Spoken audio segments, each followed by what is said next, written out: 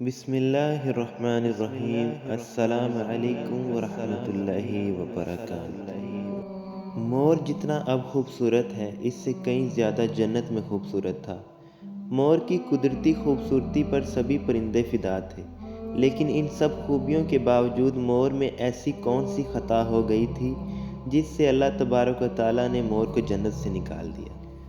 اللہ تبارک و تعالیٰ نے جب حضرت آدم علیہ السلام اور اماں حوا کو پیدا فرمایا، اس کے بعد ان کو جنت میں بھیج دیا۔ وہ دونوں جنت میں بہت ہی پرسکون تھے، بہت ہی لذیذ میوے پھل کھایا کرتے تھے، لیکن ایک اناج جس کو کھانے سے اللہ پاک نے انہیں منع فرمایا، وہ اناج گندم تھا۔ چنانچہ شیطان حضرت آدم علیہ السلام کی وجہ سے ہی جنت سے نکالا جا چکا تھا۔ اسی وجہ سے شیطان نے حضرت آدم علیہ السلام سے دشمنی کر لی۔ شیطان یہ چاہتا تھا کہ وہ کسی بھی طرح حضرت آدم علیہ السلام کو جنت سے نکال دے اور ساتھ میں اماں حوا کو بھی جنت سے نکال دے۔ جب شیطان کو یہ خبر ہوئی کہ حضرت آدم علیہ السلام کو تمام میوے کھانے کی اجازت ہے لیکن گندم کھانے کی اجازت نہیں ہے، تو شیطان انتقام کی آگ دل میں لیے جنت کے دروازے کے پاس بیٹھ گیا اور 300 سال تک وہاں بیٹھا رہا کہ کوئی جنت کے دروازے سے باہر آئے اور شیطان اس سے بات کر سکے۔ ایک دن اچانک سے مور جنت سے باہر آ گیا۔ شیطان اس کو دیکھتے ہی بہت خوش ہو گیا۔ شیطان نے پوچھا، اے خوبصورت پرندے، تم کون ہو؟ مور بولا، میں مور ہوں، اب تم اپنا تعارف کرواؤ۔ شیطان نے جواب دیا کہ میں عالم کربیہ کا ایک فرشتہ ہوں اور میں اللہ پاک کی عبادت سے ایک پل بھی غافل نہیں ہوں۔ میں چاہتا ہوں کہ جنت میں جاؤں، وہاں کی نعمتوں کو اپنی آنکھوں سے مشاہدہ کروں۔ شیطان مور سے کہنے لگا کہ تم مجھے اندر لے جاؤ، میں تمہیں 3 ایسی باتیں بتاؤں گا جس سے تمہیں ابدی زندگی حاصل ہو جائے گی۔ تمہیں بڑھاپا اور بیماری نہیں آئے گی، تم ہمیشہ جنت میں ہی رہو گے۔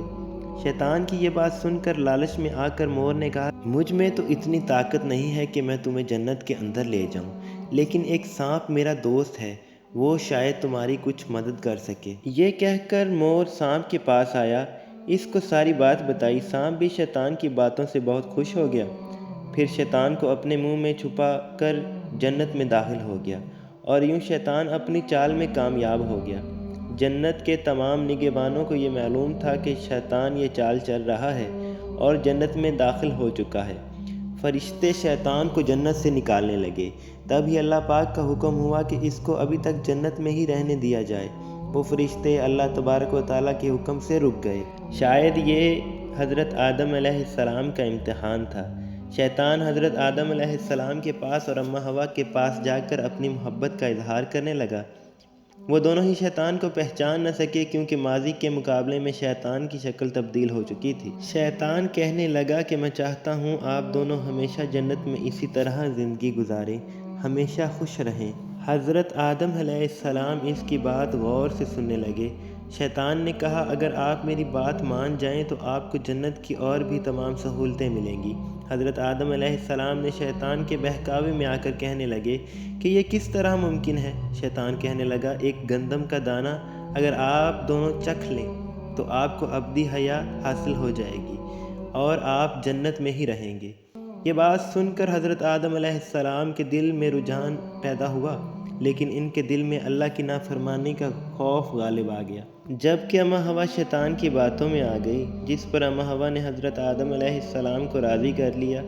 پھر اس کے بعد ان دونوں نے اس گندم کے دانے کو چکھ لیا۔ جیسے ہی گندم کا دانہ ان کے اندر گیا تو دونوں کے ستر واضح ہو گئے، جس کے بعد دونوں نے اپنے ستر چھپانے لگے اور خوف خدا سے کانپنے لگے۔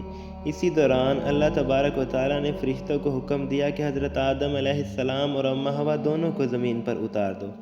حضرت آدم علیہ السلام کو سری لنکا کے قریب نیچے زمین پر بھیج دیا، جبکہ اماں حوا کو جدہ کی سرزمین پر اتارا گیا۔ جن خوبصورت پیروں سے چل کر مور شیطان کو جنت کے اندر لے کر آیا تھا، وہی خوبصورت پاؤں اللہ پاک نے مور سے لے لیے۔ سانپ جو اپنے منہ میں شیطان کو چھپا کر لایا تھا، اس کے منہ کی خوبصورت خوشبو کو چھین کر اس میں زہر ڈال دیا۔ پھر مور کے ساتھ ساتھ سانپ کو بھی جنت سے نکال دیا گیا۔